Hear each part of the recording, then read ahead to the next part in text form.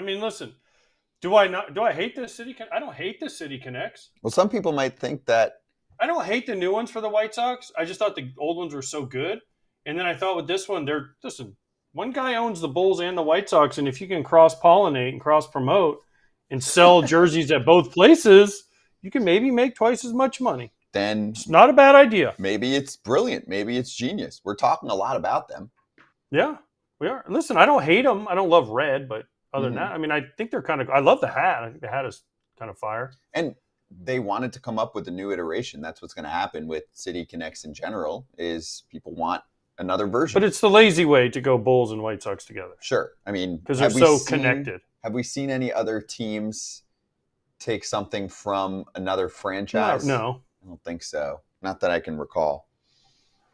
But that's why it's different. They're like, hey, we're going to be different. We're going to be so different that AJ is going to wear our jersey on the show. And be right? First day they get him. It's amazing how it worked out. Yes, Kratz, that's mine. I want to see some of the Bulls. I want to see some of the Bulls play. How about this? Derrick Rose, he was a Bull.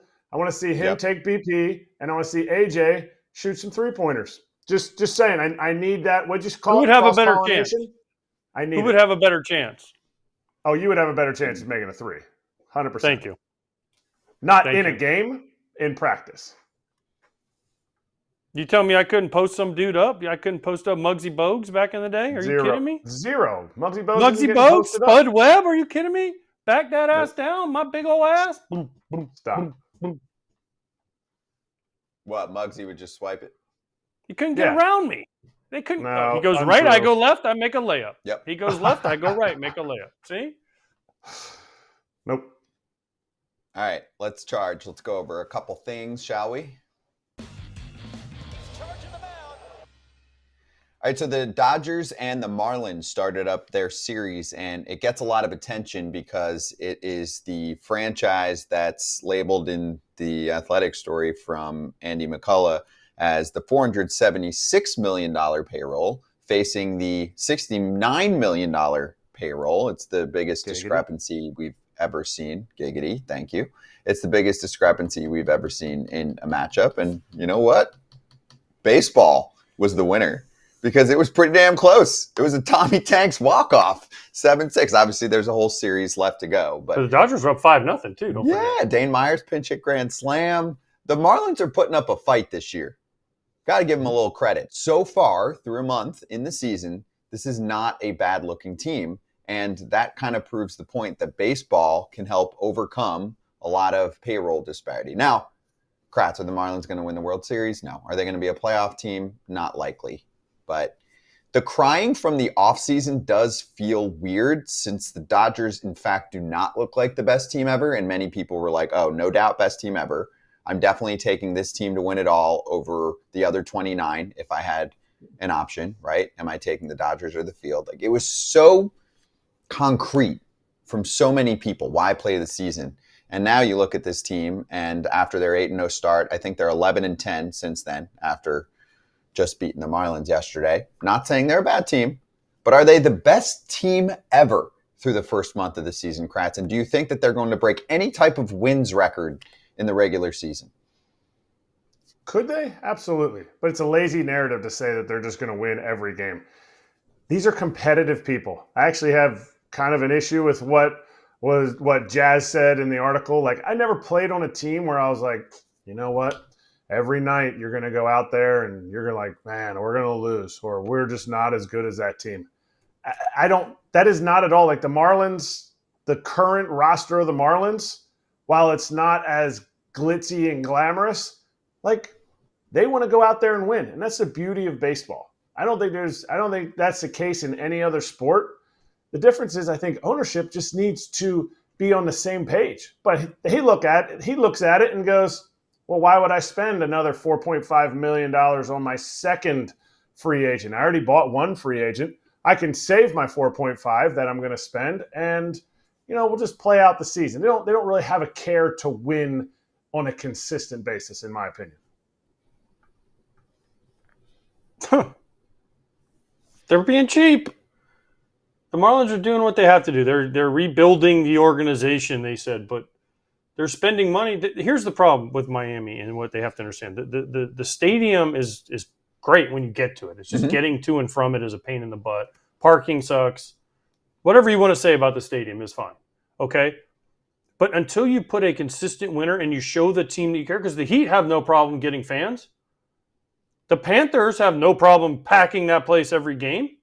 They won the Stanley Cup last year. They didn't always pack the place, but what was the key difference? What changed? They started spending money and getting players. Done. Right?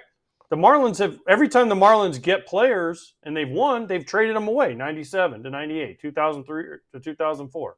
The Stanton era, they traded everyone The Stanton away. era, they needed some more pieces. They weren't going to win, but they could have added some pieces and been closer. Right. So the Stanton era was another The Jose Fernandez tragedy hurt big time. But every time they traded Stanton, they traded Yelich, they traded Ozuna, they traded Real Muto, they traded D. Gordon, they traded all these guys.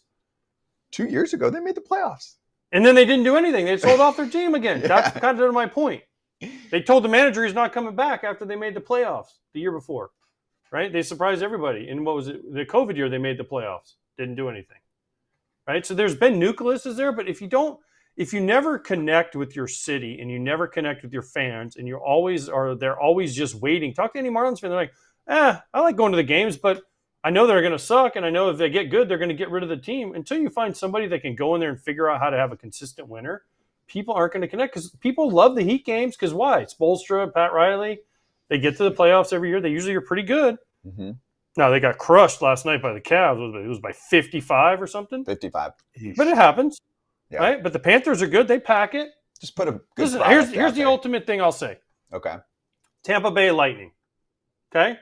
Florida is growing in hockey, but it's not – I wasn't raised on hockey. We didn't even know what hockey was, really. Lightning win a couple Stanley Cups, and they're consistently good. You can't get a ticket to the Lightning games. Now, 10 years ago, yeah, you could go. But now, because they're good all the time, people want to go. Orlando Magic in Orlando. When they're decent and they're pretty good right now, I mean, they're going to lose to the Celtics, but they're pretty good. People want to go to the games. For years, they sucked. Nobody wanted to go. Why am I going to waste my money on a team that's going to lose? If you don't have the history – now, if you're the Cubs and the Dodgers and the Yankees and you have a longer history of people, then yes. But if you're a newerish franchise and you don't make people want to come, they're not going to come. I'm sorry, just not. Mm-hmm. So the Marlins are trying to reset themselves by doing things differently. That's part of what this article in The Athletic was going over. The last couple off seasons. In addition to rebuilding in the past year, they're trying to rebuild the skeleton, the core of what they've got, right? The international facilities, the staff, stuff like that. Why are you looking at me confused? No, I'm confused by what they're doing, but I mean, right. That's more of that. Do you believe that that's necessary and that's a valid excuse for how to do things? Because I can actually present that point. Now, do I think Kim Ng should still be part of this team and running the team? Yes. But Kratz, they clearly did an evaluation and said that we need to change the core of what we're doing. Can I use an example here? The New York Mets had spent money in the past, sometimes as much as any team in baseball or the most in baseball, and it still wouldn't work. They seem to have a better flow going last year and this year. What do you think's the biggest difference with the Mets right now? You mean why the I'm team trying is to doing lead well? you to.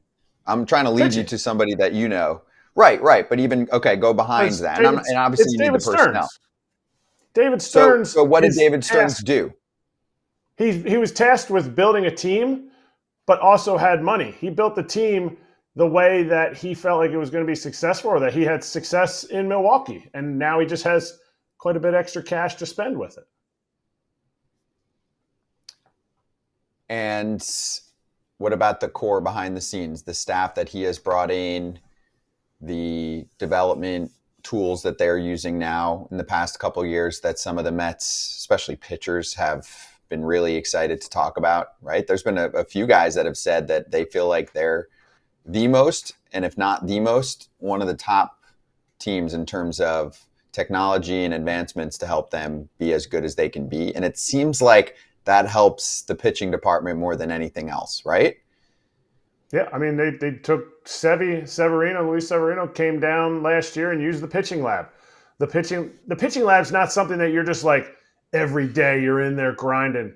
You work on a few things with elite players, big leaguers are elite players, and then you get the most of that value out of it, and they have that there for guys. And now they're going to start developing that from the minor leagues and feeding their system. That's finding that extra surplus value in pitching has been really a huge key for them.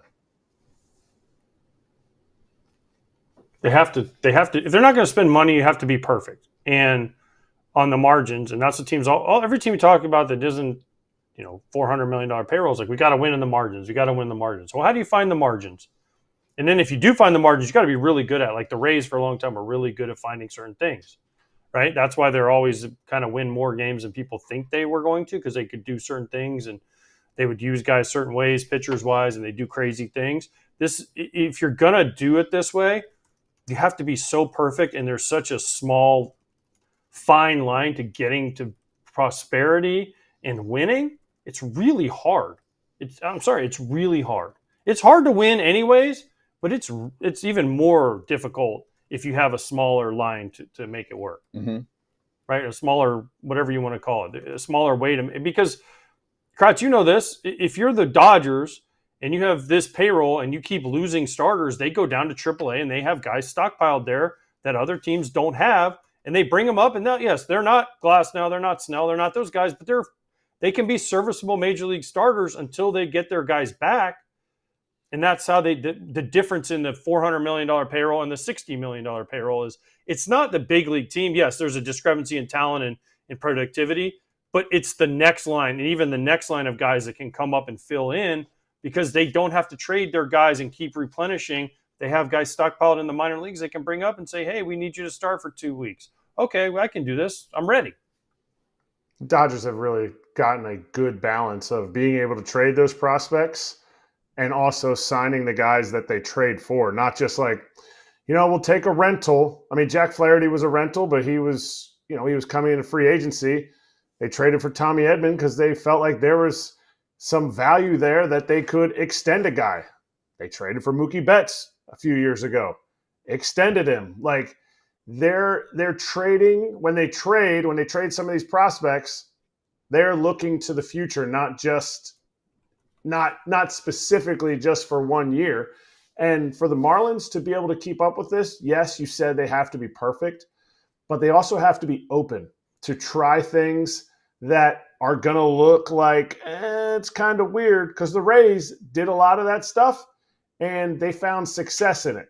As long as they keep their ego out of it, the Rays, a lot of the people in the front office and the big league staff, they kept their ego out of it, and they're like, look, we want to listen. We want to listen and hear what there is to be had out there, and we want to try it. If it doesn't work, it's fine. We'll go back to the drawing board again. So the Marlins, if they're going to do it this way, if they're going to try new things, having pitchers not throw sides, only throwing to live hitters coming out of Home Depot for rentals, all this stuff, they have to take their ego out of it and not be like, well, I came up with this idea, so this is why the Marlins are so good. Everybody needs to check their ego at the door for this to work for the Marlins. Also, here's my thing on this. We're talking salary, right? What's coming up after next year? A CBA. What do the owners want? Salary cap. A salary cap. So what are they going to keep hammering all the time? Oh, look at this team, and we can't afford to do that. And we need a cap, so this team has to spend less. And, then we might be able to compete. But when we had Andrew Miller on, what do you say? The NFL is not perfect. They still have labor disputes.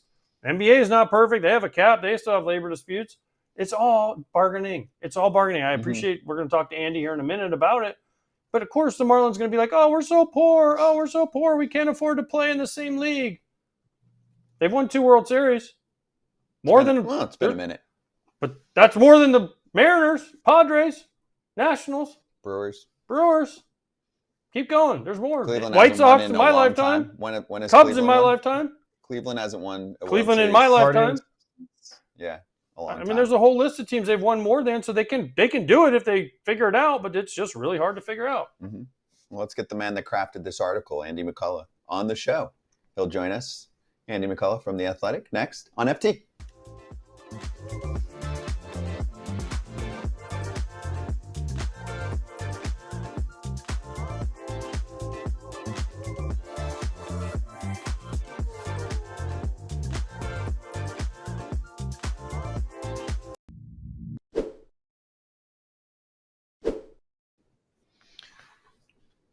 Somebody had a fresh shave today. I see it. It's you. Yeah, that guy on the screen. Tell me about it, Mr. Clean. I mean, obviously, we already talked about how smooth and soft it is. It smells delicious too, but this is the 5th time I've used the one single razor that I have so far. 5th time. And normally it starts to like really pull when it gets a little longer and you shave it. Feels like new. So I'm excited to see how many times I can actually use this, because at that price, you're using it 5 times. Ooh-wee. What a deal. It's nice. It's real nice. And the razor is, oh, I have it. The razor is a cool color. Yeah. Do you remember? Yeah, it's orange. Yeah, you have good memory. There it is. Nice. Oh, I can do that. Nice. I actually also did a little work this morning, so I'm not going to do any more on the show. But anyway, if you want to check it out, you can get yourself a $3 trial set at harrys.com/foul. So go check it out right now. Get the edge on your shave with Harry's. Normally the trial set's $13 right now. You can get it over at harrys.com. Did I say 3? I meant 6. $6 at harrys.com/foul. FT fam, be right back.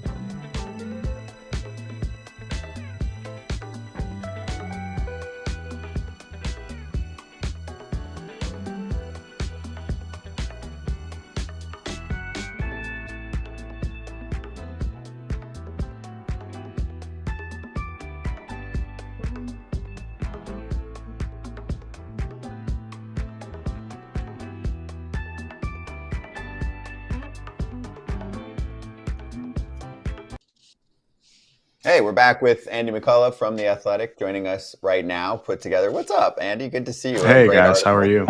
Good. How are you? And loved what you put together. Encourage everyone to check it out, the little disparity between the Marlins and the Dodgers and how that series matches up, 476 versus 69 million. The payroll gap has never been wider. So before we get into that, how much consideration did you put into the Pirates instead? Because that could have fit the mold too, right?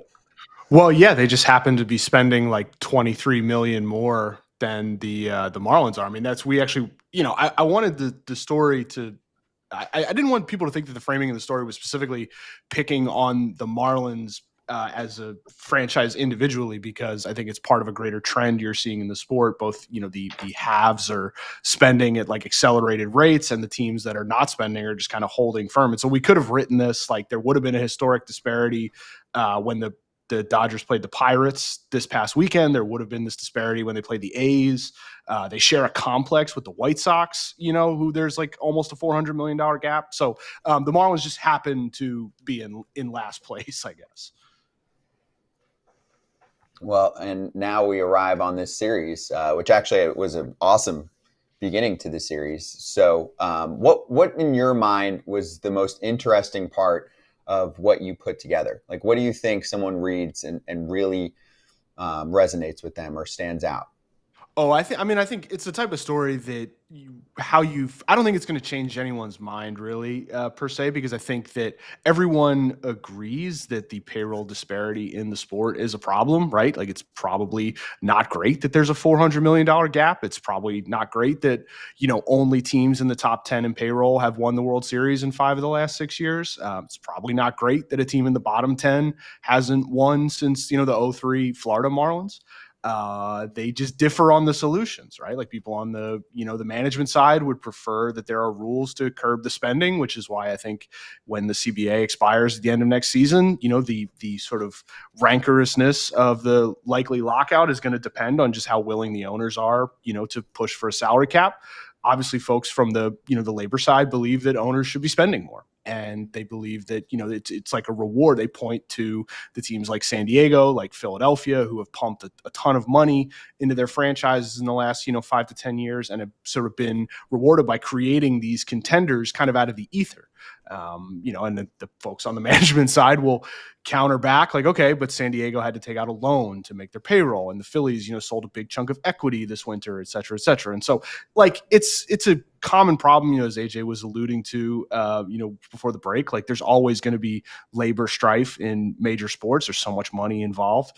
But yeah, like, it's basically like, why is there so much dialogue now about a salary cap as compared to the last time? It's because the spending disparity has gotten this wide. But AJ brought it up before. The Marlins, as an organization, I get it. It's different ownership, but it's the same MO.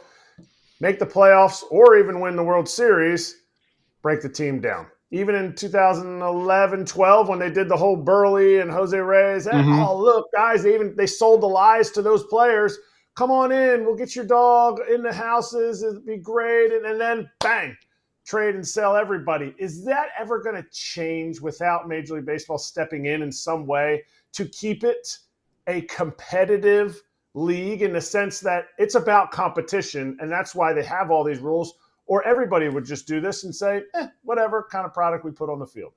Yeah, it's a good question. And I think part of what makes the Marlins so interesting in this case is that there are, like, if you look at this just like in a vacuum, right? What Peter Bendix and his front office are trying to do with the team, kind of stripping down the big league roster, trying to concentrate their resources on infrastructure and player development and, all that sort of boring stuff, a weight room, that type of stuff, right? It makes sense, right? Like, it makes sense. We all know that teams in general are built from the ground up, and then you go out and get free agents, right? The problem is that you are asking a community and people in Miami to sort of trust you when the history of the franchise is basically not to be trusted. Now, most of that is under different ownership, right? Not under Bruce Sherman, and certainly not under Bendix and his crew. But, like, that's kind of what they're dealing with. And that's partially why I think there's probably apathy in that market. And so, like, it certainly is we will see if they will break the cycle. Like, if this group, the baseball operations group, can build something of like a version of the Tampa Bay Rays or the Milwaukee Brewers, and that competes, and then we'll see if they actually spend to try and keep up with the Mets and the Phillies and, to an extent the Braves. But, like, they're dealing with a lot of history working against them, I guess. How much did you press Sherman about the owner, about the grievance? I know he declined to comment, and I don't know, what kind of situation you were in the sense of, like, pressing him about declining to comment about most likely a grievance that's going to be coming because of their lack of spending through the threshold that they're supposed to be in. Yeah, I mean, you just said he's not going to talk about it. And so you could sort of ask again, but when they say, yeah, we're not talking about that, you kind of, okay, fair enough. But based on what their actions show, they do not appear to be all that concerned about it. They have not upped their spending in the way that the A's have. But, that's up for them to try and explain, because they just weren't going to talk about it. Andy, you mentioned, what you said about they have no collateral. They have no They literally have nothing with the fans. And I think that's the biggest thing about this whole thing that bothers me. For Sherman to come on here and say, oh, we're building this. We built the thing in the Dominican and we got a better weight room and we're doing the spring training and them. Now, listen, spring training, it's them and the Cardinals, okay? It's not just the Marlins saying, oh, right. So he looks like a saying, oh, we're redoing. No, it's you and the Cardinals, the Jupiter, the whole thing is also putting in a bunch of money. So let's not give him a badge of honor, like, oh, way to go, Sherman, like, way to go, Bruce. Like, but also the problem I have is, he says, and you said this, the fans, they don't believe in him. They haven't given him anything to believe in. The years when they've gone to the World Series and they've been good, the fans have come. And they've come to the games, and I remember going there when they were, 2003 World Series. I was down there, and it was everyone was wearing Marlins stuff. 97, everyone was wearing Marlins stuff, right? But that for years and years and years, they haven't given them anything back. So at some point, I guess it's the old chicken and the egg question, right? Do them spending and getting the trust of the fans first, or do the fans just have to trust that they're going to spend, which doesn't seem to ever happen? I think it's more about them putting a competitive product on the field year after year, and not just sort of basically finishing in last every year, right? The fans aren't going to come out to watch a last place team. This market, I know it's a bit apples and oranges, but like Miami, the Heat regularly finish like in the top 5 in attendance. There is obviously a robust baseball culture in the city of Miami. And, I would be interested to see if the baseball operations department gets things up and running and they have them being competitive in that sort of like 85 to 90 win window, which is certainly not going to be easy to do in that division. But if they do that, if attendance improves and things like that, I suspect it would. But that doesn't necessarily mean that they will be competing for like whoever the version of Juan Soto or Kyle Tucker is 3 years down the road, right? Like I think that they, as a baseball operations department, are looking at it as a challenge of like, let's try and create the most robust player development system we can, have our sort of big league club and minor league system be an incubator for ideas, try and be forward thinking and try and combat some of these inherent challenges. It'll be interesting. Like, I think it's a very experiment makes it seem like it's destined to fail, but I think it's just an interesting gambit that they're undertaking, and I'm curious to see how it plays out. Okay, here's a question on what you just said, though. We're not asking, and I don't think the Players Association, I don't think players are asking them to go out and sign Juan Soto, Shohei Ohtani, Freddie Freeman. They're asking them to do more than spend 1 year, $4.5 million on Cal Quantrill.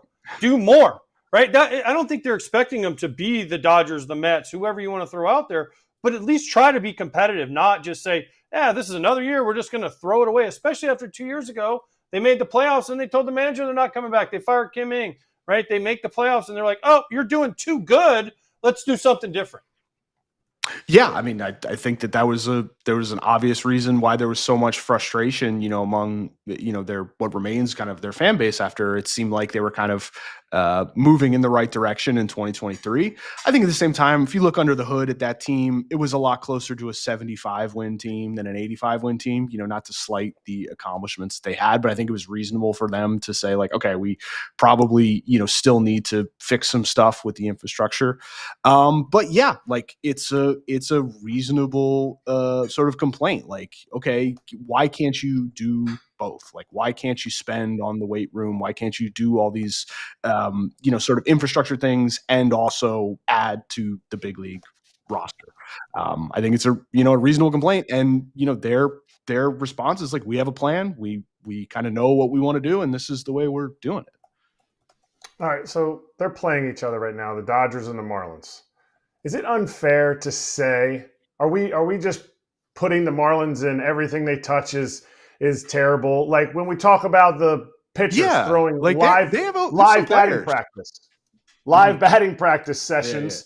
Yeah. If the Dodgers would do that, people would be like, they're innovative. This is the next thing. So how can we get away from that? I think you just see if it works. Like, see if their guys get better. Like, see if there's results on the field. I mean, I think when, Joel Sherman had the story in, kind of near the end of spring training about how they were doing these live BPs and, in place of bullpen sessions. And like a lot of people, I was like texting folks around the game, like, what do you got on this? And they were some people were like, this is dumb. But the majority of people I talked to were like, it actually makes sense. And at a time when more and more teams are thinking about competing in a practice setting, like sort of amplifying the pressure of practice to prepare you for the game, yeah, it makes a lot of sense. And if it works, it'll be a thing that in 5 years, we will see teams doing. It could be a thing, as soon as next year that we see teams doing, or it could be scrapped before the year's over. I mean, I think that like a willingness to sort of look silly is kind of what an organization like this has to do. And you're right, Kratzy. Like if the Dodgers announced this or something, or if like Max Scherzer came out and said like, I'm getting rid of bullpens, I'm doing live BPs, because this is what I want to do. Everyone would be like, yeah, dude, like Max gets it. Like this guy's like, but like the Marlins don't have that credibility. Right. And I think to their credit, as of right now, they say they don't really care if people make fun of them, if their stuff works. You know what I mean? Mm-hmm. Yeah, I'm with you. It's tough when that team is trying to lead the pack, right? I mean, that's part of it too. I think you gain some credibility when you innovate and you're successful along the way. I don't think anyone wants to look at the Marlins over the past 20 years and be like, I'm copying that format. Yeah. It's really working, right? There's winning. There's, a lot of fans showing up, the whole deal. Like it has not worked out. And I feel like they just built back up and then made the playoffs. Then they're starting over again. But I do want to spend some time on the Dodgers here. So I want to start with this, right? The offseason was wild and super successful for them. And fans were freaking out. And since their 8-0 start, they're about a 500 team. I think it's safe to say this is not going to be the best regular season team of all time. They're not going to win 120 games.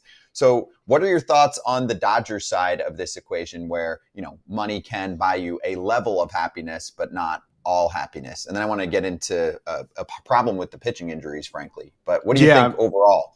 I mean, it's gone about how you'd expect, I think. Maybe they've been a little bit worse, than you would have predicted. But like, yeah, they're going to win their division. They will be almost certainly the number 1 seed in the West, and we will see how it goes in October. Tyler Glasnow's hurt. Snell is, a bit of a question mark, but should be okay. The running joke that a lot, myself and a lot of baseball writers were making as they just kept signing pitchers this offseason is like, we'll all remember this day when Ben Kasparius is starting game 1 of the NLDS, and, Kasparius is like now being stretched out potentially for the rotation. So like, yeah, I think they're perfectly in a fine spot. It's a long season. They're hopeful that they can get through it in a scenario where like Snell, Glasnow, Yamamoto, Sasaki, maybe Ohtani, and even Kershaw, Dustin May, all these guys are available, but most likely several of them are going to be down. But the whole point of the spending was just to, be able to throw numbers at the sort of inevitability of pitcher attrition. Okay, so let's get to pitcher attrition. The Dodgers are down Glasnow right now. They're down Blake Snell, and we can go over a list of some others. How do we tie this into the Dodgers pitching, I would say, epidemic? I mean, Andrew Friedman talked about it and said we have to figure this out in the offseason. But is it something that they're doing, or is it more just about having a lot of money, spending that money on pitchers with elite stuff, and those guys tend to get hurt more often, right? Yeah, I mean, it's not like Tyler Glasnow was making 30 starts a year for the Rays before he came over to the Dodgers. So, like, I would just put him in a separate category. Snell's thing seems to be relatively minor, and they're just going to be kind of careful with it. And that's sort of the, sort of the privilege of all the talent that they have. They don't have to worry about it. But, like, I don't know. Is it something that the Dodgers are doing that Clayton Kershaw's on the IL, or the fact that he's like pitched in the majors for 17 years, right? And then they've gone through, a lot of stuff with, the Gavin Stones, the River Ryans, the Emmett Sheehan's, all those guys. They had that autopsy this past winter in which they were trying to figure out kind of how to keep guys healthy. And it's like all these guys who are coming off surgery, they're not suddenly going to be healthy in 2025. So some of that is just the residue from, kind of what they were trying to fix with their player development system over the winter. Okay. Well, if you want more on obviously this series and the big picture, then check out Andy's article right now in The Athletic. Put a lot of good work into it. Andy, thanks for joining us, man. Appreciate you. Yeah, thanks so much. Have a good one, guys. Thank you. You too. FT Fan, be right back.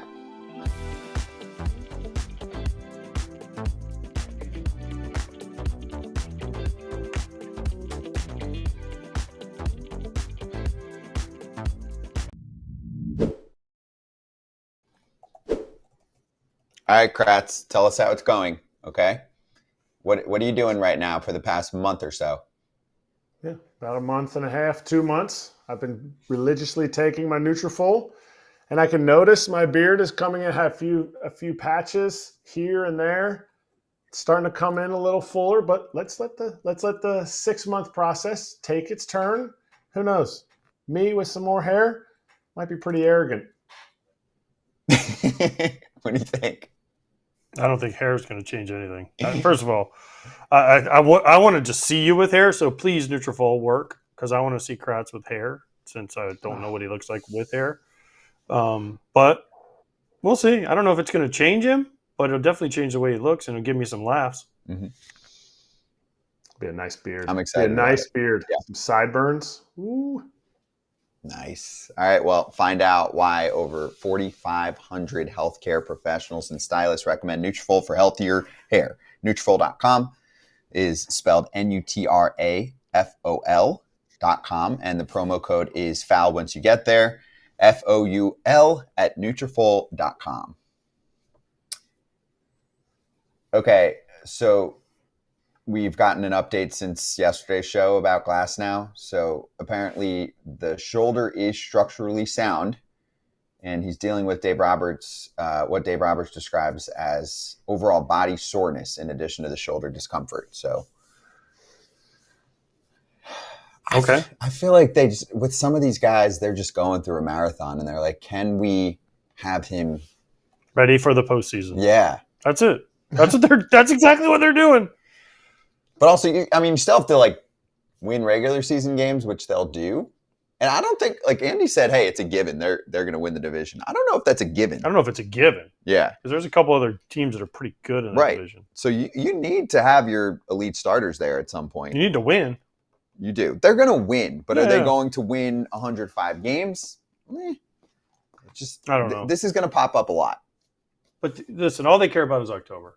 Totally. They have a good feeling they're going to get there now. If they don't make the playoffs, that's a huge story. Mm-hmm. But them getting beat in the playoffs is not as big of a story. I mean, I know everyone expects them to go undefeated and never lose, but it's just baseball. It's not going to happen. You have injuries, you have bad days, you have a pitcher that's really good one day, and I don't know. But if they don't make the postseason, then we'll have a problem. Yeah. I think they'll be okay. But matched with the Dodgers right now, first place in the West. Padres a game and a half back.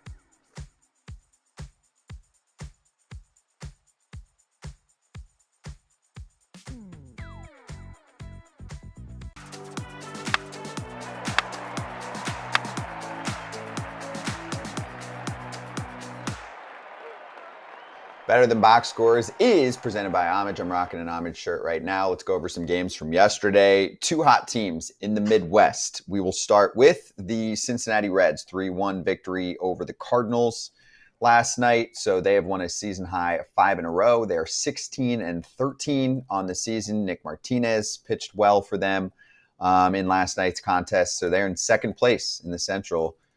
One game back of the Chicago Cubs.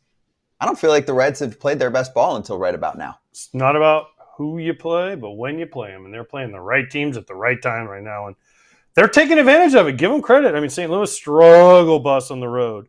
They also went to Colorado and won. So listen, they're beating the teams they're supposed to beat, right? They beat the Marlins. They beat up on the Marlins, right? They beat up on the Rockies. Then they took advantage of the Cardinals. They can't win on the road. So this is a team that Kratz picked to win the World Series, not only the division. They're playing well right now. And by the way, Jose Trevino's mask is fire with the Bengal tiger stripes on it. So good job, Jose. Used to be our friend. But yeah, they're playing well right now. And listen, nobody doubted the talent on this team. It was just a matter of could Tito Francona get it together. And right now he's got it together. Good pickup with Lux. Tito Francona knows how to win. This team's they're gonna get hot as the summer goes on. That's why I picked them. Not to win the World Series, to win the division. But listen, the Cubs have played a much tougher schedule. The Reds still have some stuff they need to iron out. But to win a 3-1 game in Cincy, that's huge. Thoughts on this division, Kratz? I think it's still the Reds division. I think their depth and their starting rotation is better. I think their lineup is deeper. I don't think Jose Trevino is going to hit 340 all year. So I think they're going to need the guys like Spencer Steer, Friedel, obviously Ellie to continue what he's doing, Encarnacion Strand, those guys to step up in the lineup. But I think they have more. I don't think they're peaking right now. I think they have more depth, and I think they have an ability to win more games the way that they play. I think the Cubs will fall a little bit short of them in the division. I'm not saying they're not a playoff team. I'm saying in the division, I think it's still the Reds. Let's flip it to the other Central Division. We have certainly given some flack to the Minnesota Twins. I mean, as everyone has, for their collapse last year in the second half and then their start to this season. They've won 6 of 7. Who have they played? Against White Sox? the Angels. Yep. The Angels. The Angels who get were off that bender. Yep. And now they did beat the Guardians on the road yesterday. Mm-hmm. But who have they? It always looks. You say it matters more than anyone. Who are you playing? I'm just giving But you got to beat the teams you're supposed to beat, and both these teams have done it. Yes. Right? When you play the White Sox, you're supposed to win minimum 2 out of 3. When you play the Rockies, you're supposed to win minimum 2 out of 3. Mm-hmm. When you play an Angels team that gets in at 6 in the morning and is really beat up, you're supposed to win 2 out of 3, and they swept them. Isn't that crazy how we did that story? What was that, last Thursday when you guys were on? And it might completely change the Angels season. Of course, some people are like, oh, I've done red eyes, and then I go right into my business meeting. I'm like, you're a loser if you're trying to compare that. It's not the same. You're sitting in a freaking board meeting, and you think that you're a freaking superstar? Get out of here. Somebody was like, I feel so bad for the players. Oh, man, you got no sleep and you have to hit a baseball. Like, people said that seriously in the comments. Not some, but there were some suits out there, some stock market superstars that thought, if they sit in a meeting and have to hear a PowerPoint presentation for an hour, that baseball players should be able to hit 98 with spin. Yeah, I mean, I just said it yesterday. It's a minor league thing for the Angels organization to do. They put them in a situation where they backed them in the sense that we're backing you, the fact that we don't care if you win or lose because we're not putting you – like organizations they're having like sleep specialists. They're consulting their sleep specialists when they're saying we should leave on an off day because of time change and getting into a next city. Give your team every opportunity to win. And to me, to get the extra 5,000 seats, 5,000 butts in the seats, just to do that, very minor league thing to do. By the way, speaking of taking a red eye, Kratz, I flew the red eye from San Francisco on Sunday night to get here for your yesterday's show. And as I was in the airport, a guy stopped me, a fan, but I didn't get his name. I felt bad. I'd give him a shout out. But he's like, man, I watch you guys every day. Thank you so much for the content. Nice. So if you're listening, I don't know what your name is. Shoot us a comment in the chat. Yeah. And I'll say your name, or send us a DM. It was really cool of you to say that while I was in the security line. That's really cool. So speaking of red eyes, it just popped into my head that there was a red eye, and the guy wasn't on my flight. He went a different way, but still.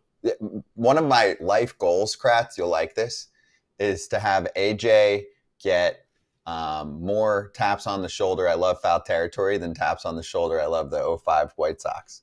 I know we got a ways to go, but I get a lot of you do. Right? I get a lot of foul territory. You know how many times I've been walking and people are like, "You're the foul territory guy." I'm like, "Yes, I am." That's right. You pop up on my feed all the time. So good job, social media team. I would love for Scott to make it to a flight before 3 minutes before the doors shut. That's my goal for an airport. But yes, I get the same. Nobody ever recognizes me anywhere for my playing. So now when I do get recognized, and it's more than I thought it was going to be for foul territory. Just at the Pirates game the other day, guy was like, "Oh, you're on foul territory. I love that." It's like, I don't love AJ that much, but man, do I love Todd. So that's cool. That's because Todd played for the Pirates. I didn't. So did Kratz. Yeah, for like 3 minutes. Yeah. Anyway, that was better than box scores almost every day, running through some stuff we missed from yesterday. Just giving a little love to the Midwest teams for doing what they're supposed to do, but at least getting themselves back in a good place in the standings, because who you play at a certain time of the season matters a ton. Anyway, homage.com/foul territory. Code still there for you. Foul territory for 20% off for first-time Homage shoppers. Be right back with Ken Rosenthal.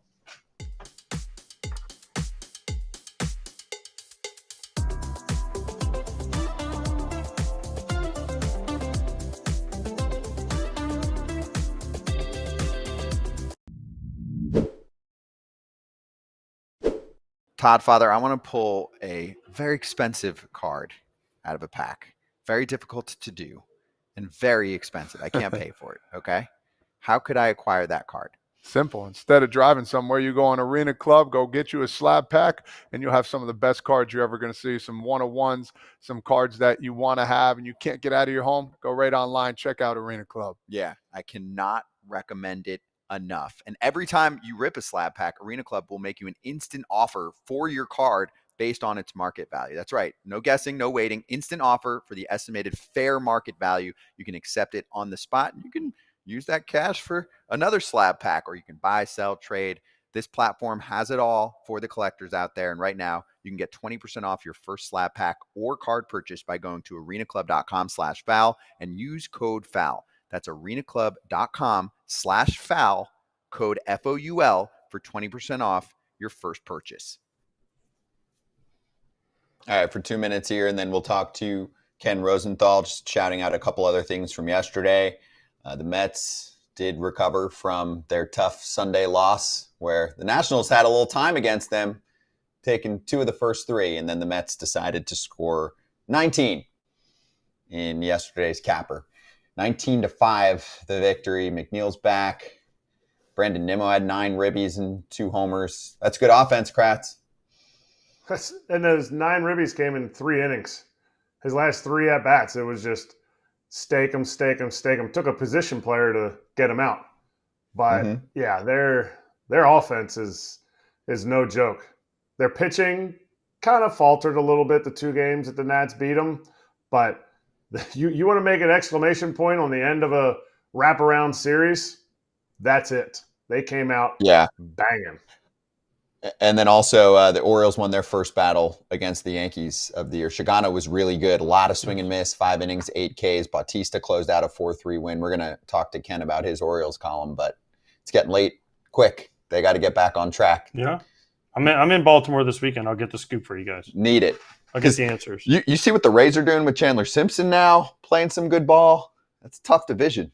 It is. You can't fall behind. Yankees aren't going anywhere. The Red Sox are going to be there till the end. The Blue Jays are playing better. They're pitching better, I think, if they could ever hit. Yeah. By the way, I saw a number. They're last or second to last in home runs. The O's?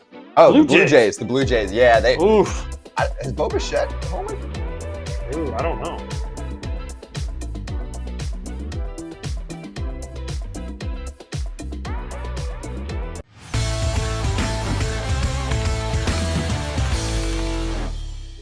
All right, let's hit the inside scoop with FT Senior Insider Ken Rosenthal. And I do want to start. No, we got to start with my City Connect. What do you think of my City Connect? That's Ken? what I was going to say. Were you? I do. No. What do you think of my? They gave me the new City Connect, Ken. First, what do you think?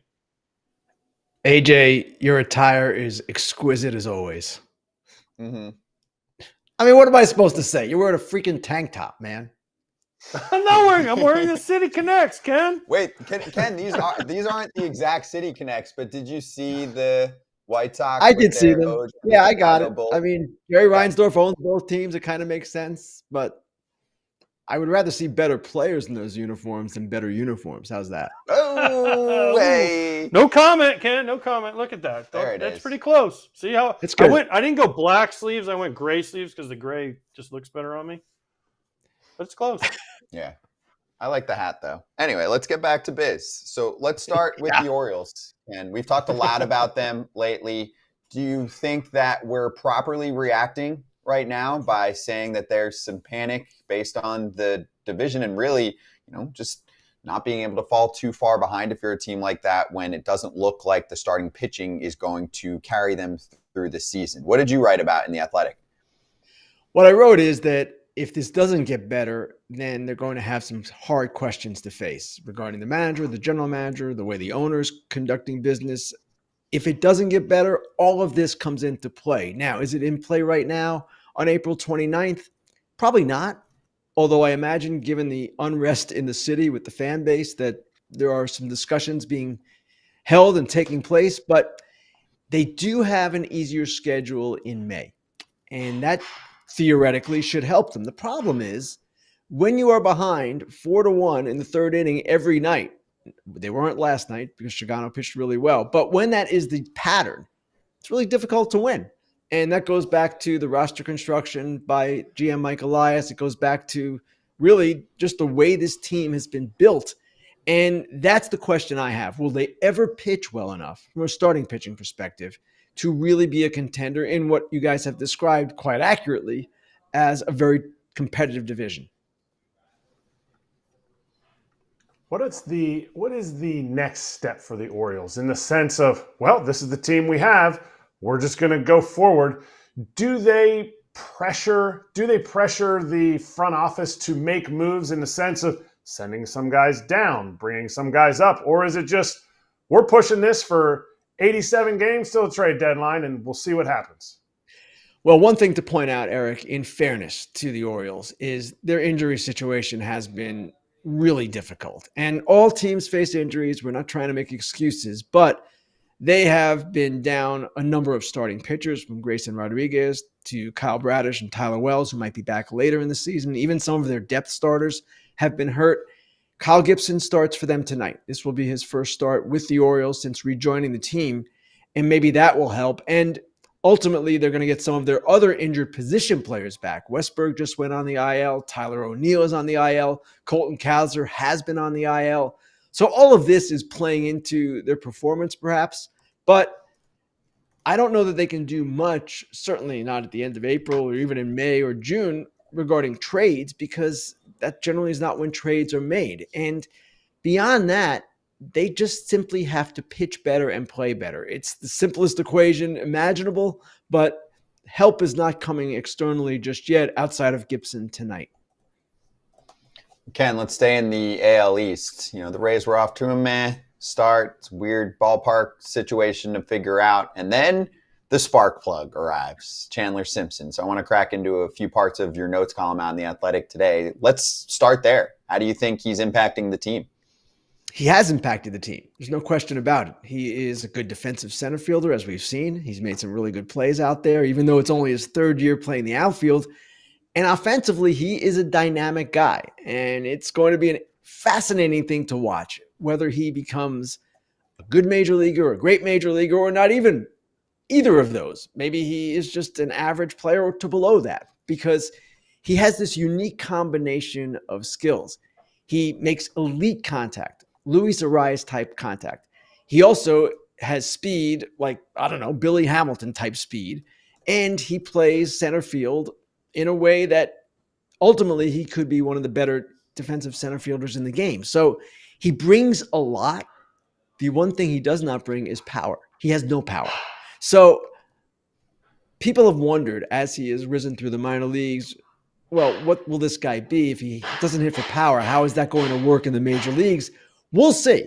But so far, so good. And we shouldn't just focus on Simpson, because this is a very interesting team. Meisner's given them a lift. Magnum, when he was healthy, gave them a lift. Their offense is still going to be the question, but their pitching, starting pitching, and bullpen for that matter, is really good. So I can see the Rays being a pest at the very least in the AL East, and maybe even more than that. Ken, what is your wife cooking? I just want. What is she? What is Not she that we've cooking? got some work going on, AJ. I'm sorry. I apologize.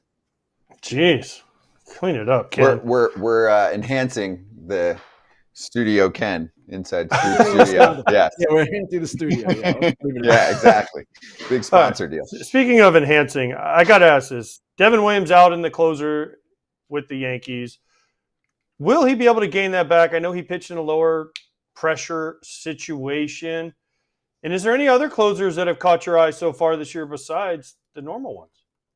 He looked good last night in the eighth inning of a game in which they were behind. So that's a good step. I think ultimately, yes, he will be back in the closer's role unless Weaver just is absolutely dominant and they decide, we'd rather have Weaver there. But you know what? Really, now in this day and age in the game, the way it's played, you you sort of need two guys. And the Giants are going through this too with Doval and Ryan Walker. And this is a good problem. This is not a problem, actually, when you have two. So I do think ultimately he'll be better for this and he'll come out of it. He's Devin Williams. He's a really accomplished guy. As for other closers, Robert Suarez of the Padres has been great, gave up his first run of the season on Sunday, but no one has been as good as Andres Munoz from the Seattle Mariners. 10 for 10 in save opportunities. He has yet to give up a run in 14 innings. I don't know that you can do much better than that. It's pretty much perfect. Obviously, with the Mariners, the question is going to be, how are Gilbert and Kirby going to come out of these injuries? Will they be back by early June, which is the anticipation? And will they be still as good? That's the whole thing with them because that's their foundation. They've done some things offensively, and I wrote about this today in my notes column. It's been unexpected. That's a great thing for them. But ultimately, their foundation, again, is pitching. And Andres Munoz, his pitch development that he unveiled during spring training, he's using it right now.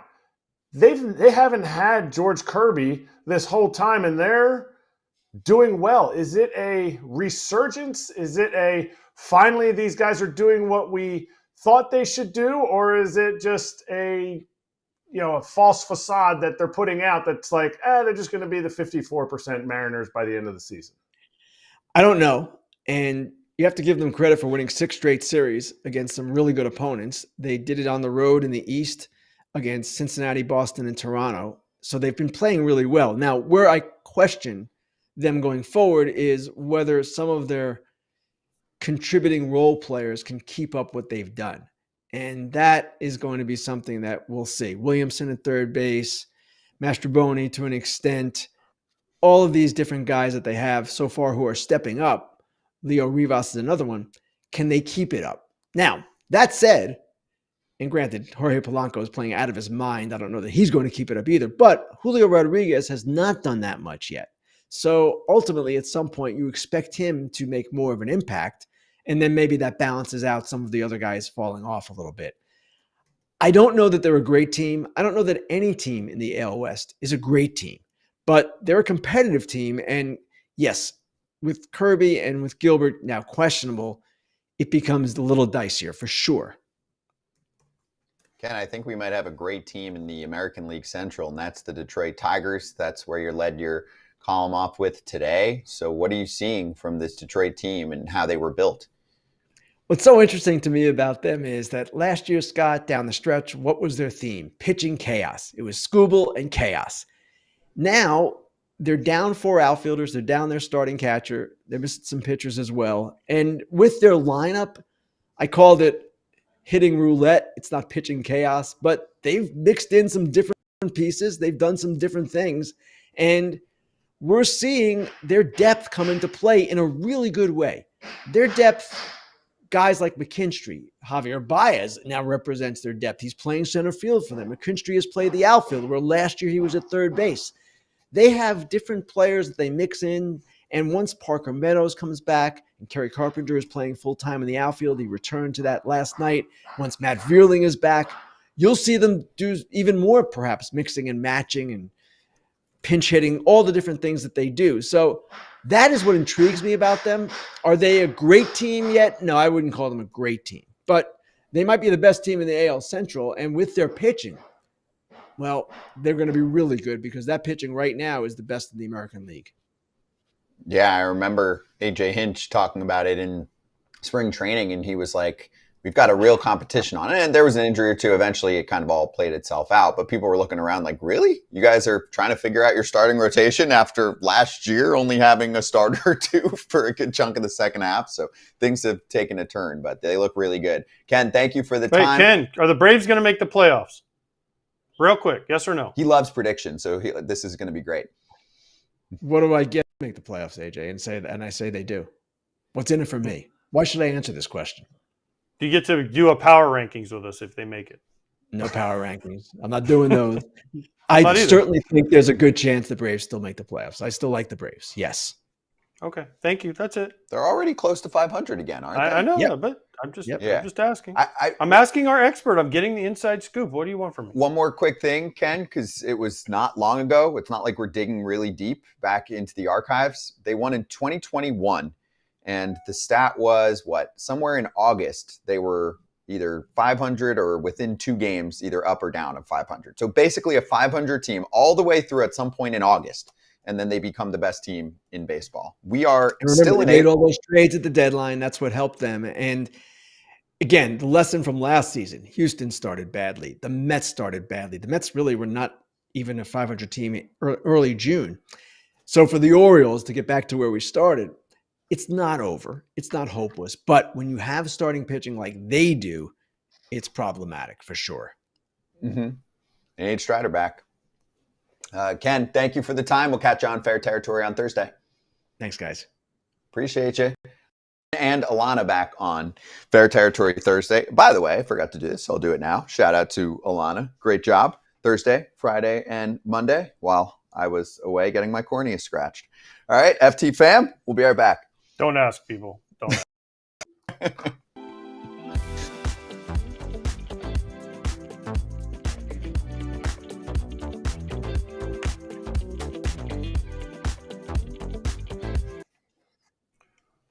Some schedule quirk stuff. The Cubs are the only team to have played 0 teams sub 500. That's actually pretty rare to get this deep into the season and have that on your ledger. The Mets are the only team that have played, or they've played the most games against teams sub 500. Looks like 20 games against teams sub 500. So just to show the discrepancy here, and you're going to have to help me out to read because my eye's not recovered yet. But here we go. Number of games played against teams currently below 500. The Mets at 20 lead the pack. Cubs on the other end. Rangers have only played 3 in that department. Only 6 games against sub 500 teams for the Mariners. And Kratz, a couple other teams that have played against really good ball clubs. The Guardians, the Twins, the Red Sox, and the Reds.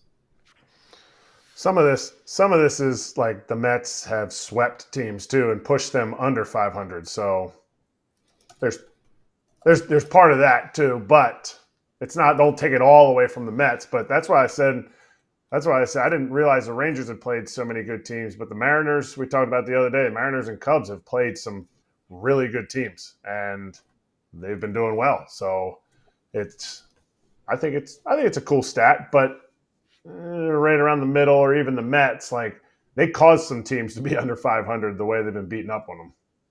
Mm-hmm.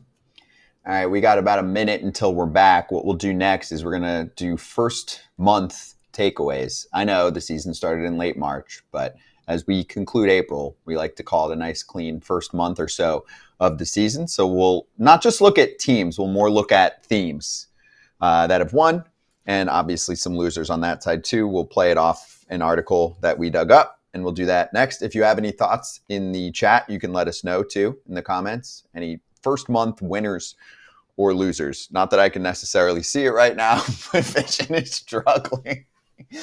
AJ's shaking his head. Of course, AJ's never scratched his cornea before because he's just I don't never stick things in experienced my anything. eye, Scott. I often don't either, but I'll scratch your someone else back, did it. Scott, but I won't scratch your cornea. Thank you.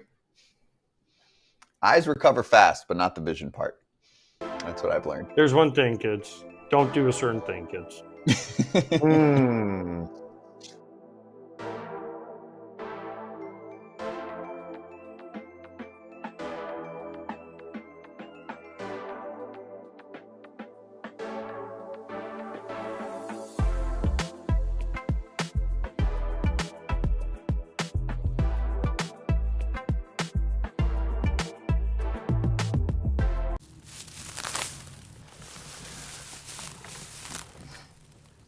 In the weeds, we're 1 month into the season. There's a good article from CBS, Dane Perry, about the winners and the losers. I actually want to do it this way, and then you guys can dive into something you like. I'm going to just point out the 5 winners and the 5 losers that they pointed out.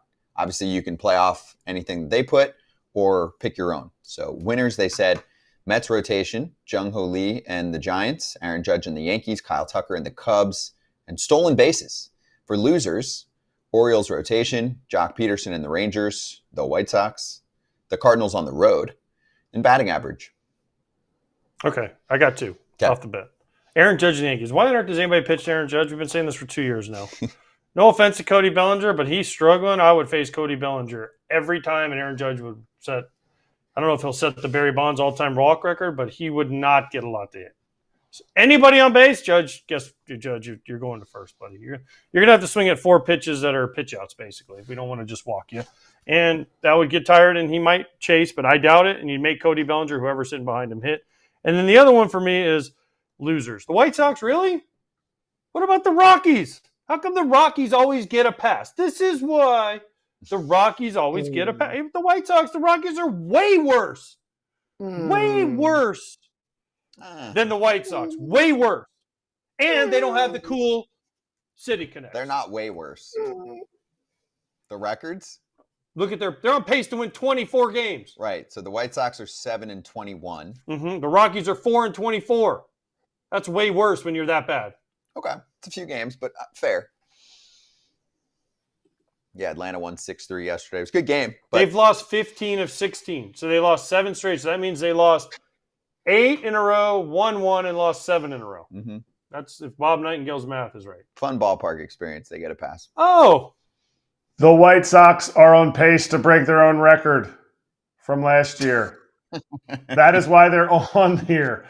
You on this show said they cannot be as bad. They will not. They will not be as bad. They will not be as bad. They might not lose as many games, but right now they're on pace to lose more games. And they are a worse team. They do not have Garrett Crochet. You have to agree they are Chuck a worse Garfien team. said he was the reason they lost 121 last year. Chuck Garfien said it on this show. The reason they lost so many was because Garrett Crochet is on the team, and he is not on the team anymore. And they're now using openers every game, so they figured it out. That was a tough day. Rockies are less delusional. They just think everything's fine out there. But maybe they should change some of the laws in Chicago so they would have the same laws as they do in Colorado. And you would also think that's how you scratch your cornea, though, Kratz. That's how you scratch your cornea. All right, I'll take my 2 winners and losers, and my winner, and they're both going to be the same. 2 pickups in the offseason. Kyle Tucker and the Cubs. Kyle Tucker, when you trade for somebody, when you trade for a guy like Kyle Tucker from a team who saw Juan Soto's contract and said, crap, we got to get rid of this guy for something because we ain't re-signing him for $450 million. The Cubs this has been awesome. I mean, until they lost the series to the Phillies, this team has been coming back from games. They've murdered teams. Like they've done what they built this team for offense and hoped their pitching is going to do good. So far, this trade has been awesome. My losers so far this season, I think, will probably end up being a winner because Jock always turns it around. Jock came in to try to hit the heater. He was hitting in that 0 for 41 stretch. He was hitting 0-30, 0-3-0 on the fastball.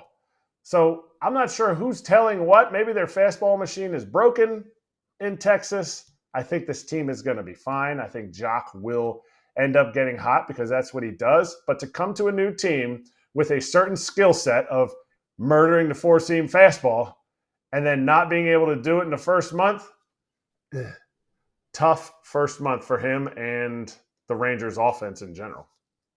Mm-hmm. Yet you look at the standings, they're right there in the AL West. I think there's 4 teams all within a game or 2 of each other. To me, I would be scared of that because that's not going to last the whole time, right? Mm-hmm. What is the famous phrase from Charlie Manuel? Water levels out. Water levels out. The A's and the Rangers are tied. A's and the Rangers records are tied right now. Somebody said their lock of the century was the A's over, and it was like 72. I'm like, dude, they're going to win way more. They're going to be a 500 team at least. You think they're going to be at least 500? I think they're going to be around a 500 team. I could see them winning like 79 games or something. But it wasn't 72 or whatever it was. Exactly. Your call is looking good. By the way, I'm going to say this. There's 2 rotations on here. The Mets rotation, they also only throw 5 innings at a time, so it's. But their bullpen's been money. Their bullpen's been money, but they also only go 5. Eventually, it's going to catch up. You can only You're going to need somebody to go longer than 5 innings. And then the Orioles rotation, we're going to talk to Grayson, who's one of the guys that's injured, and it sucks, but we beat that to death. I mean, poor Mike Elias is like, gosh, they're talking about us again, but it's a thing. We talked about it for a long time, and it's right. I know it's a thing. It's a real thing. I mean, I'm going to talk to some Orioles fans this weekend when I go to Pickles Pub, right there, next to the park. And well, they're all turning now. They're all turning. Say. Yeah, they're all turning. You have a drink unless there? they sweep the Yankees. Unless they sweep Make sure the I don't Yankees, scratch my cornea. all fine True. in Baltimore. So I've got a couple, but I do want to make that prediction. Do you think they win the next 2 against the Yankees? No. No. Okay. I have a couple winners, but first I wanted to play off something Kratz said, because we have talked a lot about Kyle Tucker, as has everyone, right? He's an MVP candidate. It's been a great pickup for the Cubs. There's a couple other pickups for the Cubs that are really helping the offense in particular, because I'm looking back and I'm like, obviously Tucker's great. He can impact the entire lineup, but Carson Kelly has been hitting out of his mind so far this year. Pete Crow Armstrong at the plate, really damn good. I know a lot of his value also gets picked up with the glove and with the base running, but man, when there's a pitch in the zone, he makes hard contact. He is this year. Yeah. And he's young. I mean, he's just coming into it. Bush is off to a great start. Yeah. Pete's probably maybe 25 or 6, and this is really the first full season that he can run with things. Man, that is a really good ball player. He's 24. Oh, here come my eyes. He's 23. Yeah, I was a young 23. Just turned 23. Yeah. They offered him. Hey. I wonder if that $75 million they offered him, whether it was real or not, he turned it down. I don't know. At the time, I was like, should have taken it. He's having a kind of season or month so far that shows he was right. He's playing himself into, at least right now, he's playing himself close to the Jackson Merrill contract now. Craig Counsell last year, if you follow the Cubs, people were like, we want him out of here. Craig Counsell was the staunch supporter of PCA and saying, no, he's going to be fine. Just let him keep playing and figure it out. And they stuck with him. Now they're reaping the rewards this year. It took another offseason, but can he continue this? If he does, Craig Counsell can look at them all and be like, I was right. Yeah, and it's almost every game where he does something ridiculous, right? It could be an extra But they base. weren't worried about his defense. They were talking about offensively, and he's kind of started to figure out offensively, and that's what Craig Counsell's big thing was like, you got to let this guy figure it out. He's got the tools. He's got the talent. Will he figure it out? And now Craig Counsell's, again, is being rewarded for it. That's the thing, is sometimes now when you're like, oh, Pete Crow Armstrong won them that game, it's like, oh, it was that homer in L.A., It's homers in He's LA. the Christian Walker of the Cubs. Right, the new Dodger killer. All right, I got 2 more. I want to make sure we give love again, and I know we've done it in the past week or so, to Jung-Hoo Lee. This was a pickup from the prior regime, and it took a season. He wasn't great when he played last year, and then he got hurt. He only lasted, he played like 30, 40 games, like 41 games. Should have watched the Open on Fox, Scott. It was all about Jung-Hoo Lee. Was it? Just saying, yeah. Some guy talked about him for like 3 minutes. I do watch and listen to you on Saturdays more than I'd like to admit, but I did give myself Saturday off. I did. I was away. He's got a 167 OPS plus, Jung-Hoo Lee, 930 OPS. He's almost a 2-win player so far this season. And whether you have one eye or two, you can see the instincts, right? You got to see him in person. This guy's a high baseball IQ bloodlines player, right? It looks like baseball has been around him his entire life. You know how there's some guys where you're just like, yeah, he grew up with it. He has a famous family in grandson baseball. of the wind. And by the way, he was my superhero too, just saying, last week. He's playing like one. Crushed it. Did you get to see him in person? Like, did you get to go near him to see the size? I wasn't allowed within 10 feet of him. Really? No, I don't. He just did his DCM. So on the field, he looks like more of a slight, smaller dude, right? Apparently, in person, he's a little bigger than you think. Like, he's got like the broad shoulders. You can see that there's a little more strength than what appears with the clear, what is it? The cream white uniform that you I saw my 3rd round pick though. I saw Logan Webb. I talked to him. So I was proud of him. He was so happy that I picked him that high. Did you tell him that? No, I didn't tell him. He was sitting next to Verlander in the best line. So we did the game on Saturday, and it was Brandon Crawford Brandon Crawford Day Yeah. in San Francisco, and they did a whole thing. It was awesome. He came up in the booth for us. Brandon Crawford had the best line because the Giants don't have their names on the back of their home jerseys. Mm-hmm. And so Brandon wore 35, Verlander wears 35. He goes, man, because I went up to JV and goes, man, why are there all these Crawford jerseys in the stands? And JV, Justin was like, what? That's good. It was funny. But that's Crawford. He was great, by the way. Did a great interview with us, too. Brandon did? Oh, yeah. During the game, came up there, crushed it. Did you ask him if he'll be in the front office next year? I did. I Buster said, Posey? because when I first saw him, he was talking to Buster Posey and Larry Baer, and I was like, hey, were you auditioning for a job? He's like, at least, he goes, it's nice to know somebody in case I do want one. Yeah. Like, He'll be there next year. That's my prediction. All right, one more. This is from that article that sparked this conversation, and this is from a few days ago, so don't quote me on the exact number, but we're close here. Stolen bases are up again. Obviously, they were going to tick up with the rule changes, right? With the limits on pickoffs, with the bigger bases. So in 2022, MLB teams stole 0.51 bases per game. So we had a stolen base every other game. In 2023, with the rule changes, it went to 0.71. Last season, it went up, but to 0.74. This year, we're at 0.84 as of a few days ago. So we're getting closer and closer to one stolen base per game, which would double what we were at a few years ago. Mission accomplished with these rules, right? Mm-hmm. It doesn't create craziness. There were some people at the time, because you don't know what it's going to look like, that were like, we might get 2-3 stolen bases a game. No. But hasn't it got us to a healthier number for more entertainment? Isn't that what we want? Yes. I want action. I love stolen bases. I want action, baby. I'm not catching anymore. Steal all you want. I don't care. Don't bother me. I don't have to try and throw you out. Sell out. Sell out. Our brother and are back there, sore arms. Jose Trevino's arm is killing him. Yainer Diaz, he's like, golly, the pitchers learn one time to hold a guy. Yes, it's fun to watch guys steal bases. Yes, it's good that it's up. I think it's cool because there's actually more caught stealing too, because guys are taking those risks. Don't be risk averse. The game, one stolen base might win you a game. One game might put you in the playoffs. So take the advantage, but everybody's learning this system still. They're learning how to use, how to use their pickoffs, the best time to use it. I love it. O'Neal Cruz and Pete Crow Armstrong have 12 stolen bags. They lead the league. And then right after them is Ellie De La Cruz. Fair. 50. 50 is the number, that you think someone will end up with? Where's that guy, Jeremy Pena? He was supposed to get More than 50, remember? Nah, Yeah, it's he's not not going gonna as get well. 50. No. You know who's right after Cruz in stolen bags? Luis Robert. Yeah, running. he hits a home run, and when he gets on, he steals. Yeah. But the problem is only one White Sox has ever stolen first base. Yeah, he's got to get on a little more.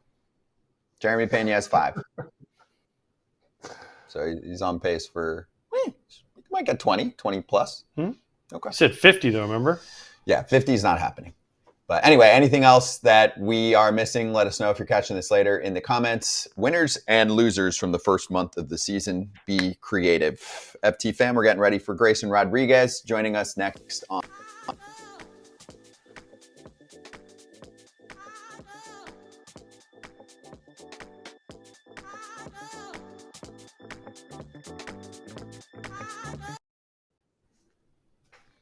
All right, here's a little update on Blake Snell. He did wind up receiving a pain-killing injection in his left shoulder, according to manager Dave Roberts. No timetable for him or for Blake Trinan. Both are shut down from throwing. So it could be a minute. Again, get him ready for October. Mm-hmm. Yeah, but the shoulder's tough. The shoulder's a tough one. Pain-killing injection? I don't know. It just seems like, I don't know if I've ever really heard somebody classify it as a pain-killing injection. Got an injection to take care of an issue in the shoulder, but I don't know. Just sounds more ominous. Maybe I'm making too much out of it. Yeah, is that a cortisone shot? That's what I'm assuming. Yeah, we don't usually see it phrased that way. Kratz, I'm assuming you had cortisone shots in your career. No. No, me neither. I never had one. I feel I like watched they were a lot of guys super get 'em. common, right? I watched a lot of guys get them, but I never got one. In the trainer's room, some guys were But it's getting us- left and right, right? You can't get No, them. no, You no. can't get no. You can't Not get like those. every day, but I'm saying some guys every, couple months you can get one? Yeah. No. And Erko used to get one in his thumb before every season at the All-Star break Okay. because he got jammed and he used bats and break, and so he had to. Isn't it usually more of a Band-Aid? This is where we're just going to play doctor for a minute. Why not? But it's more of a Band-Aid. I don't think it necessarily fixes an issue. Don't know. It doesn't fix it, but Three. yeah, I think it helps you. Three You is got three is the number where guys they're like, look, we'll do 2 in an area, in a shoulder where it's like an acute little injury, but they say once you get 3, now all of a sudden you're really masking what's going on, and I think it starts to deteriorate that area. So I don't necessarily know that guys are just lining up for cortisone. It's more like what AJ said Canerca would get. Guys that get Toradol shots a lot. Oh, yeah. That's starting That pitchers. you can get a lot, right? Starting pitchers would get one every time they started. Wow, really? Teams, Some of them. teams they're only stop. pitching once every 5th day. Yeah. Teams did stop doing it, but they would get them once every 5th day. Wow. Football players do it. I mean, it's like everybody but like 6 or 7 guys on the roster, they do it before games. Now that's a difference maker. That's Did you take one of those? Toradol shot? No. Yeah. Yeah. Pills? No? Yes. Hmm.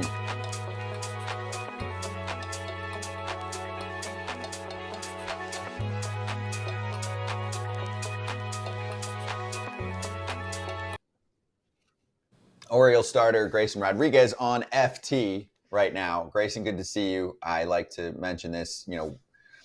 Some guys join us anytime throughout the season. You're one of them.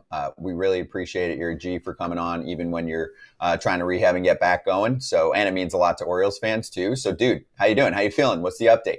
I appreciate that very much. Is everyone's microphones working? Because I know we had some trouble with that at spring training. AJ, Kratz, Mine's great. Mike's good. Finally, all right. Mics are good. Wait, why? You want to make sure you hear all of us? It also was monsooning that day.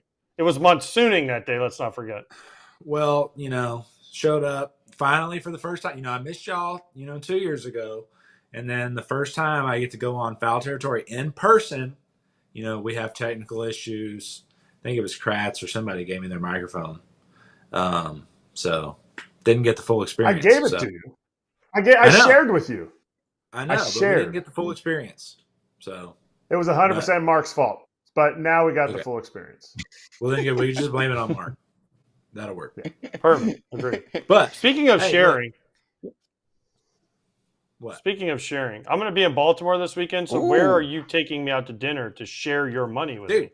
you know the answer to that. Jimmy's Famous Seafood. Okay, that's the only place to go eat when you're in Baltimore, other than Miss Shirley's. Shout out Miss Shirley's. Breakfast is Miss Shirley's. Dinner, lunch, Jimmy's Famous Seafood. So if you want to go eat there, we're going. Well, it'd have to be either Friday night late because I don't get in till late, or it'd have to be breakfast or lunch on Saturday. Surely Saturday. We'll see. Yeah, we'll see. Oh, see? All of a sudden, when someone's got to listen, pay, see how quiet Listen, they get? AJ, I we'll need to see. check. Let me check my schedule. See if I can pencil you in or something. Make room for you.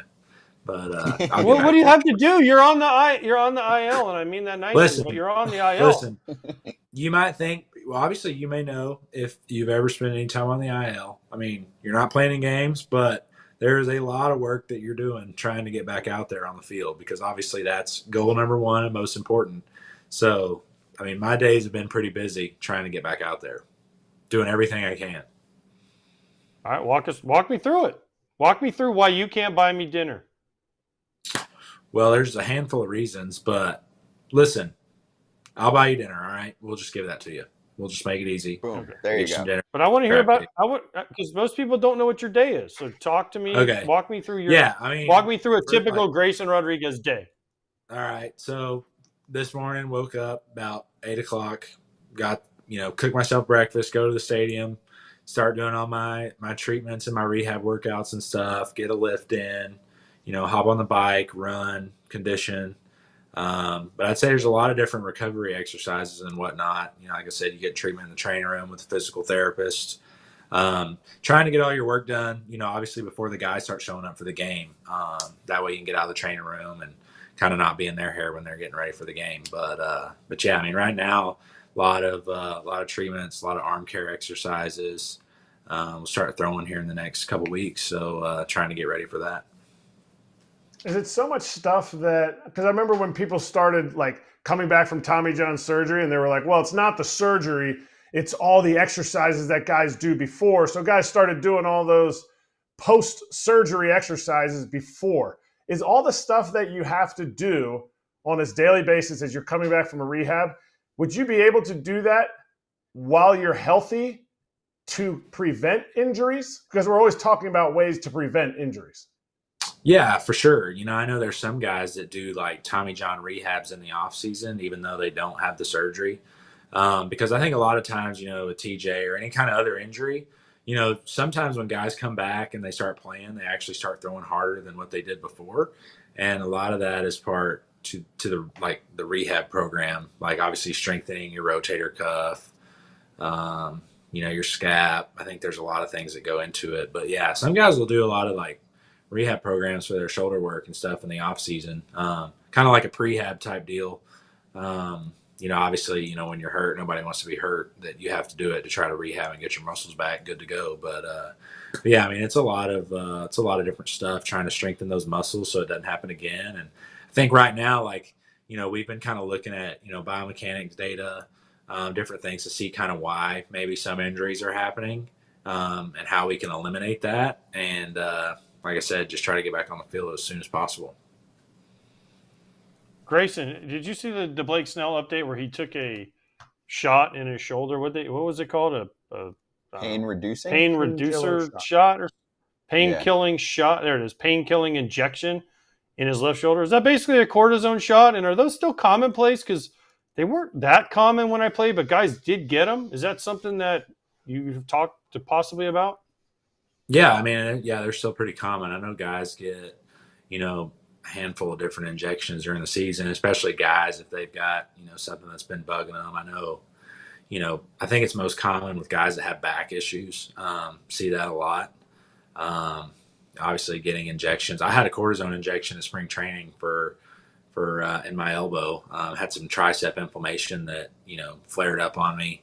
That caused me to go on the IL the first time, but was able to get a cortisone injection, got that under control, and then, obviously kind of building up, getting off the mound for the rehab stuff, and then, having a minor lat issue.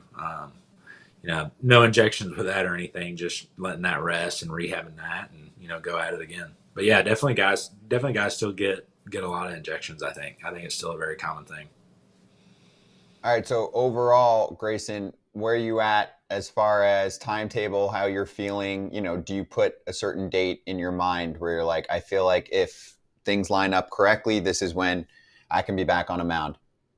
Yeah, I mean, right now, obviously, don't really know anything. There's not really a hard calendar. I think with a kind of a lat soft tissue injury, I think a lot of it goes off how you feel. Being asymptomatic, I think, you have to hit step one to get to step two. I think if you start really looking ahead, I don't know. Sometimes it doesn't always work out the way you want it to. But like I'm saying, you don't want to get a timetable in your head. That way, you start worrying about 4, 5, 6 weeks down the road when you need to be worried about today.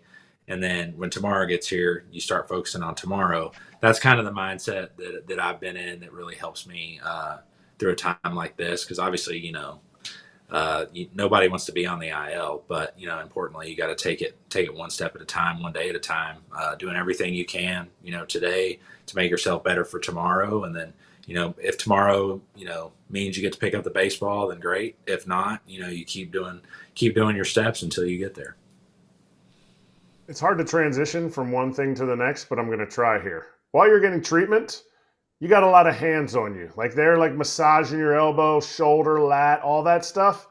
What do you think about in the last year, actually half a season, starting back with Mookie Betts and the fan that ripped the ball out of his glove, then Mike Trout, that interaction, and then most recently Tommy Pham's interaction where the fan touched him What do you think? Do we need to, as baseball, as Players Association, protect players more in the sense that, like, there's fans that are getting close and we haven't had any big time issues yet?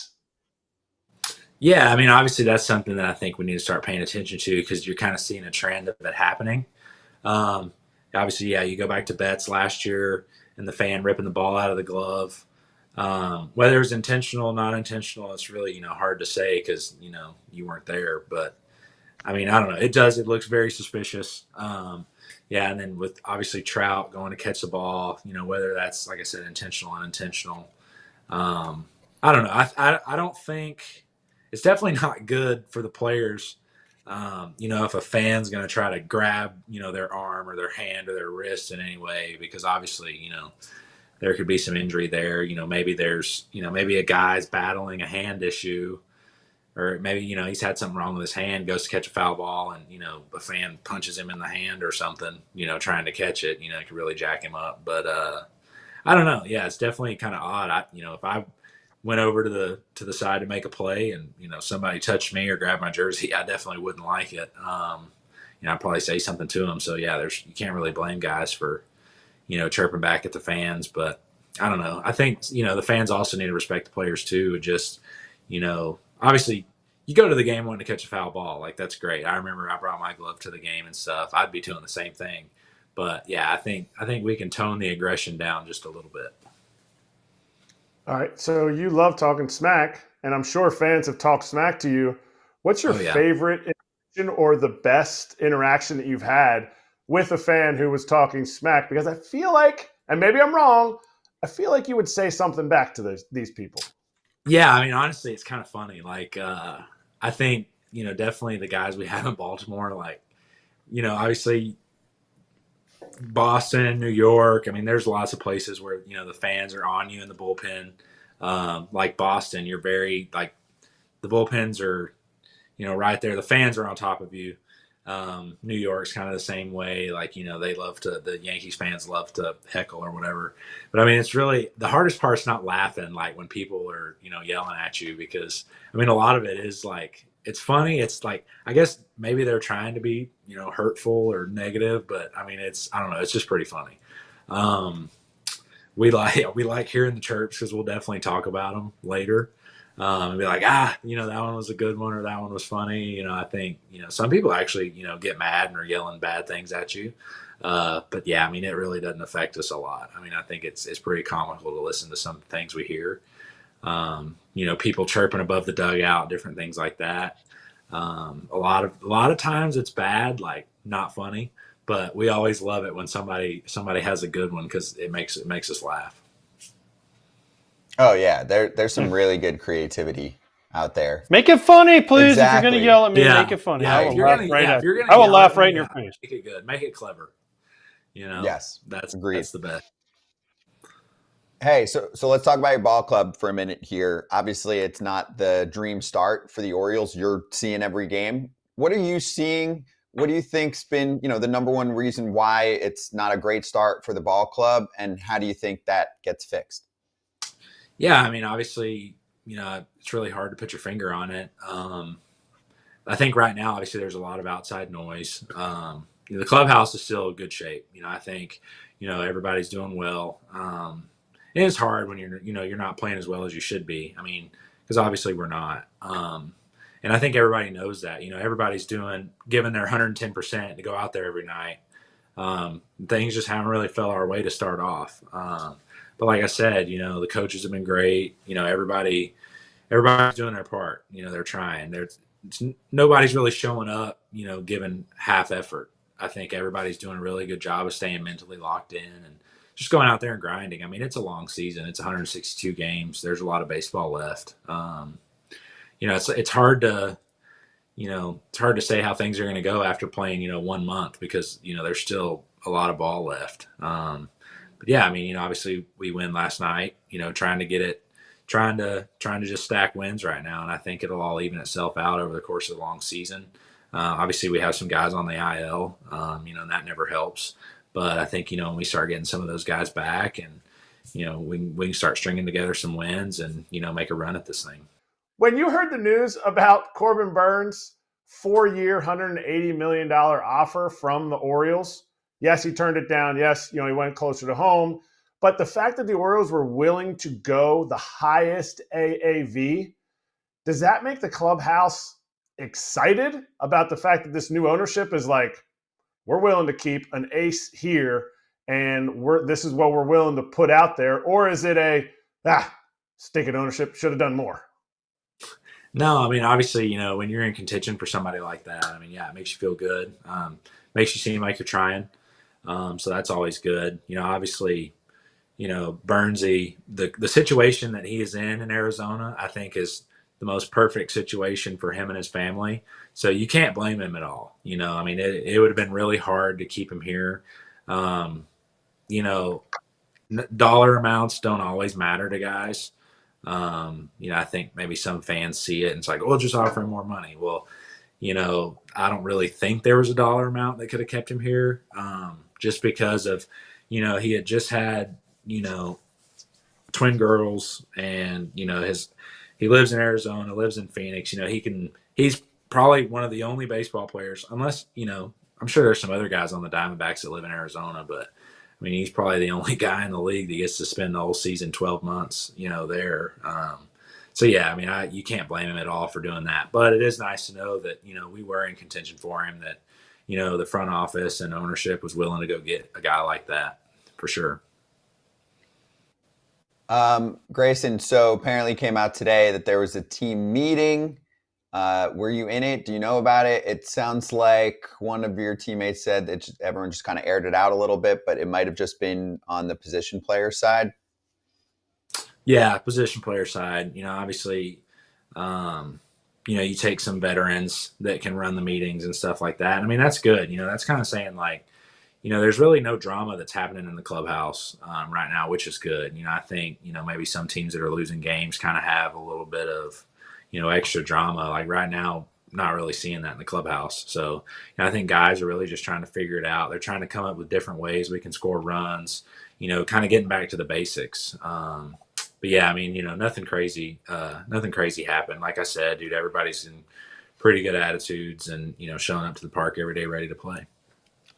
Hey, it's not an excuse with players out because a lot of teams are missing people. But right. Of course, you're out. I also wanted to ask on the position player side how much someone like Colton Cowser is missed. I feel like you and him bring a lot of personality to the team in addition to the production on the field. So is it kind of crappy timing to have both of you guys missing? I know just from talking to other players too, in addition to you, how Colton can keep it light, in addition, obviously seeing a ton of pitches and what he does on the field on offense and obviously out in the outfield. Yeah, for sure. I mean, he's a jokester, kind of like myself. Yeah, I mean, definitely a good team guy. Can go out there, obviously play the game hard, play the game the right way. Definitely likes to keep it loose. Which every clubhouse needs that. And yeah, I mean, having him, on the IL as well, I think it definitely hurts us. But yeah, I mean, like I said, it's still being on the IL. We're still with the team. So still just trying to keep good attitudes, being good teammates, I think is, probably the number one thing right now for us. Just keep building on your guys and, cheering on your team's really all you can do. I think, yeah, obviously just keeping the clubhouse in a good atmosphere, and Cowser does a really good job of that. Grayson, before we let you go, did you watch the NFL draft? I did. I watched a lot of it, actually. For probably the first time, watched a good chunk of it. Now, I know you're an A&M fan, but did you see the Texas quarterback, yours house that he was in? How jealous were you? I mean, I don't know, but I mean, he is pretty much every trophy in the world on that wall. Yeah. Yeah, I don't know what party barn that was in, if it's him or his dad, collection of both, but yeah, there's some big animals in there. That's a lot of hunting trips for sure. Yeah, it's pretty impressive. I mean, that was probably the craziest thing that was the craziest room I've ever seen. I hunt, and I have some trophies, but you have a great room when you're back home. But like, that was honestly one of the most impressive things I've ever seen. If you're into that, now I know people aren't, but some people are. Yeah, there was a few people that texted me pictures of it. I was watching it. I was watching it live and saw that they showed it, and I mean, within the next hour, I think I had 4 or 5 people sending it to me. They were like, "Holy cow!" Which, I mean, some of those animals, you can only kill in Africa. So they've definitely been over there doing all that big game stuff. I haven't had the chance to do that yet. I mean, I might wait a good while before I start venturing over to Africa. But yeah, no, it's definitely impressive for sure. Wait, then I need one more because AJ loves talking about football in this show. What about Dion's kid falling so far back? What were your thoughts there if you were dialed in? What were they saying and how crazy was that? We don't really get that in the MLB draft. It's either, Right. for the most part, it just means that there's a kid who's just definitely going to school. So Or he just tells wanted everyone, more money than people were willing to pay him. That's right. it. But then he goes Right. to school. Like he'll be like, hey, I'm going to school. So unless you meet my number, like don't pick me. But we don't see drops like this where it's like, oh, last year we thought, it's like if Paul Skeens or Charlie Condon or one of these top 3, top 5 guys suddenly fell to like the 3rd, 4th, 5th round, we'd be like, what the heck's going on here?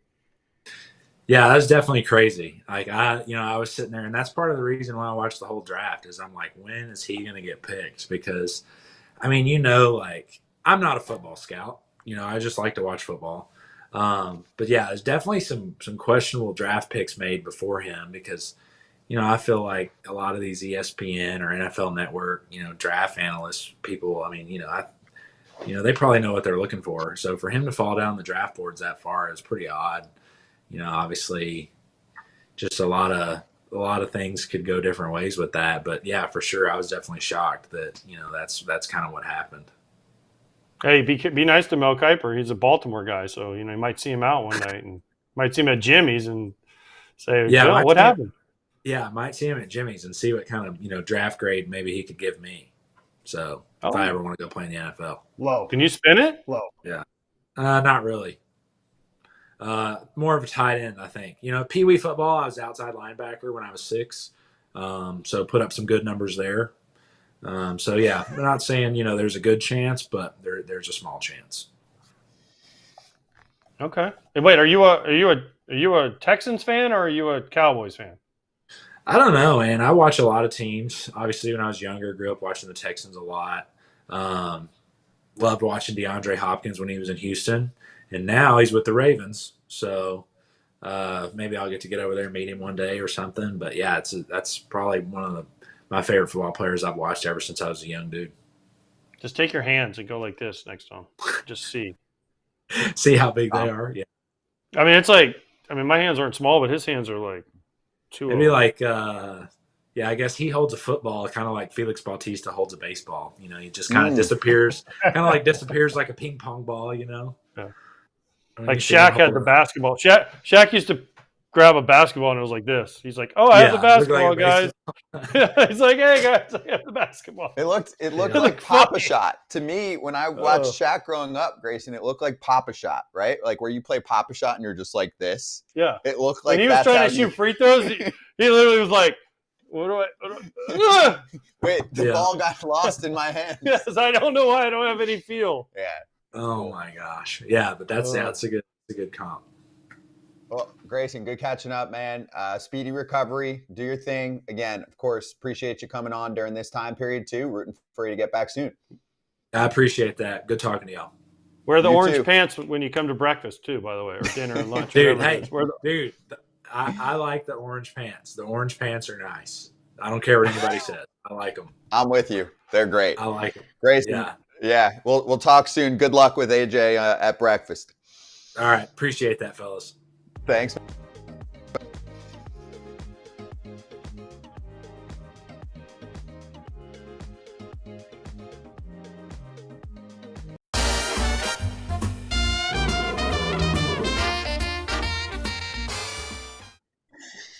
BetMGM locks. Everybody missed yesterday. I was cracking up. Somebody in the chat was like, Shaq sucked at free throws. I'm like, yes, he did.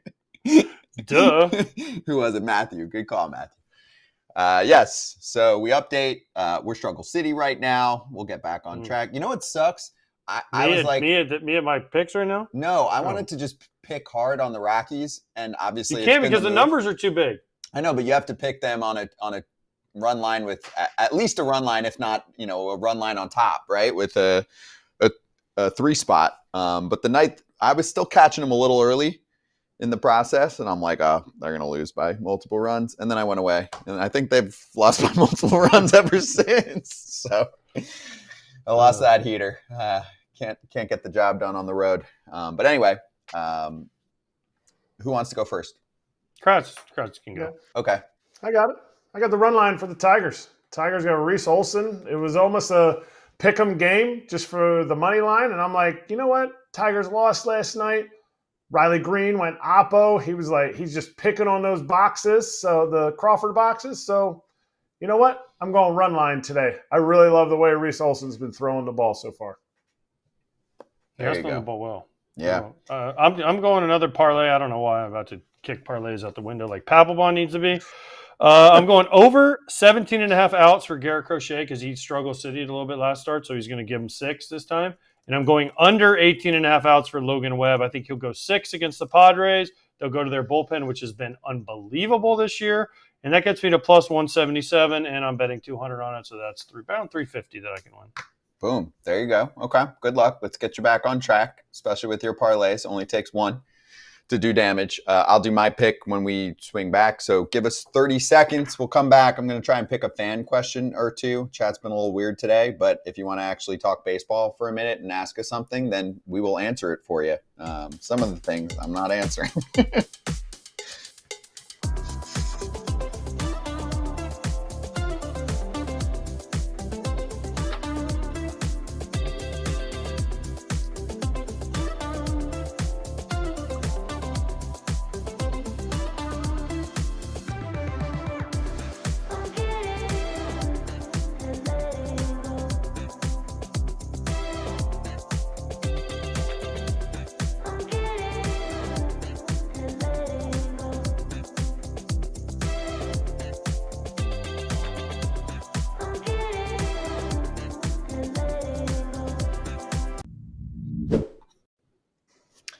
All right, for the people, I'm going to actually cue this one up. I just saw someone say, hey, Justin, what do we got on the Padres-Giants series? It's a good one. 19-10 Giants, 17-11 Padres. I think if you told people that before the season started, that both teams would be in this spot right now, you would get some surprises. All right, Kratz? 100%. But both teams are playing well. Thought the Padres were going to be invincible at home. They showed they're not. The Rays were doing some things. It's kind of like pitching and defense versus the offense, and yet the Padres bullpen and their starting rotation has been awesome. Both teams are hitting on all cylinders right now. Dude, the Giants bullpen is ridiculously good, by the way. Like everyone's talking about Padres bullpen. Look at the Giants bullpen's numbers. Doval's back. Who? Doval's back. Like he found it again. Oh, yeah. And Walker's struggling. All with that, yeah, Walker's struggling. Yeah. That's the scary part. You know he's going to get back on track. That dude throws funky. How about, they got some funky arms in that Giants pen. I saw him against Texas. They had sidearm righty, sidearm lefty, Walker throwing like over here. You know, they got Duvall throwing 100. I mean, they got some funk. Isn't that the key? We talk about this a lot. The Rays have done a nice job of this, right? You look at the Rays, they never pay much for their bullpen, and you often see it successful, and there's a ton of variety there. The Giants do that really well, especially this year. You know who I've liked? Randy Rodriguez. Mm-hmm. Whew. That dude's bringing it. Apparently he's had it. I didn't know about him. In the minors, he couldn't throw strikes. And they said it's a huge development Strikes win. are important. They're very important, but they figured it out for him. He figured out how to throw strikes, bring the walk rate down, get the control up, and he looks really good. It's a good bullpen. Probably not a ton of names that you know, but if you're staying up late, check out that series, Padres and Giants. And Only I know a 2-game series though, so it's short. I know, but this is going to be fun too. And then the Giants get to play. Guess who? Who? The Rockies. Oh, lovely. Lovely. It's a nice break. Guys, let's go hard for 2 games. Then we get maybe the worst team of all time. But tonight you've got Logan Webb, 1.98 ERA. Nick Pavetta's got a 1.20 ERA. What a freaking signing. How many teams said no to him this offseason because of a qualifying offer? Mm-hmm. You're that worried about a qualifying offer that you don't want to pick up a guy with high potential? Front offices have always liked him. They've liked his stuff. right? You just haven't seen the results. You're getting the results right now. 30 innings, 16 hits in 30 innings and 30 strikeouts, 7 walks. He's given up 1 homer this year. And a tomorrow's 1-2-0. with Roop and King, so that's another good pitching matchup. Yeah. Whew, that Soto trade for the Padres. If you're going to trade a superstar like that, that's the return that you want to get. Michael King has been awesome now for 2 years with San Diego. So anyway, good call out. I wanted to make sure we gave that a little bit of love. We'll see how those two teams look in tonight's matchup, and we'll come back in a minute and slap hands.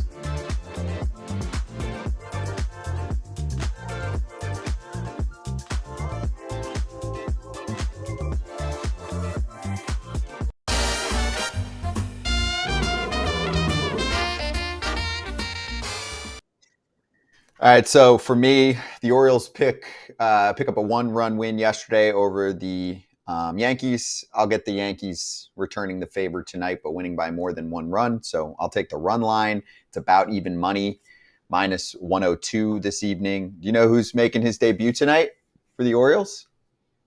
Gibby. He's 37 years old. Kyle Gibson. It's tough to just throw yourself right into a season. So it might take He could do it though. a little time. I know he The can. one thing I'll say about him is he's not a power guy. So he's more of a sinker, so more of a touchy-feely, and if he's a little bit off, he can still get sinkers and get ground balls. So I think that as opposed to a guy that's like, oh, I got to throw 100 and be 100 and ready to go. I think it's a different feeling. You think it's easier for someone like him Yes. to get back on track? Okay. But I got him going up against Rodon, who's looked pretty good in his last couple starts. Is it fair to call Rodon a streaky pitcher? It's like you'll look at him for a few starts in a row, and you're like, that's a 1. And then there'll be a few clunkers. He's You given look up at a him bunch for of like homers. 90 pitches, and he's a 1, and then the other 10 where he gives up 3 homers. You're like, wait, what happened? There's good math to that. Remove him after 91. always- No, I'm saying, but it'll happen in the middle. It'll happen like in the third inning. It's not the end. It's almost like he's like cruising, and it's like, this pitch will be good enough. Whack. Oh crap. And you'll even see his like reaction, like, and then he gets locked back in and he's dominant. Yep. All right, so we'll see. I got the Yanks run line 102 to win 100 this evening. Go give it a look. Also, if you're in the bet app, there's a same game parlay boost token today for you. Bigger payout if your same game parlay hits. And for the poker lovers out there, big week. The state of Pennsylvania has joined the party, Kratz. You are in with Jersey and Michigan now. Oh, yeah. So Started if you're in a yesterday. tournament, on BetMGM, then now Pennsylvania, Michigan, and Jersey are combined. Jersey and Michigan had already been combined. That was a recent thing over the last few months. Now Pennsylvania enters the fold. So if you want to go check that out, if you're one of those states, that means bigger payouts, more players, bigger prizes. Kratz is on very frequently, so you might see him. The username for Kratz is Bruce Banner because he doesn't want anyone to know who he actually is, even though he does give it away. Gambling problem or concern, call 1-800-GAMBLER. We'll be right back.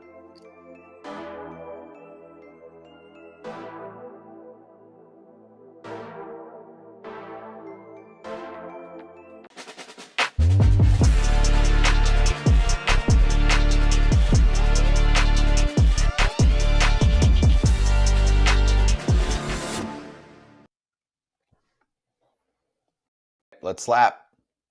Kratz Hatz, what do you have for us today? Team that hasn't played anybody under 500, even though if they had beaten the Phillies the second game of the series, that would have been playing a team under 500, but they ended up losing, so they didn't. Such a cool hat. I know it's not the real Chicago, but man, do I not like their City Connect hats. Just saying. Mm-hmm. Very nice. The baby.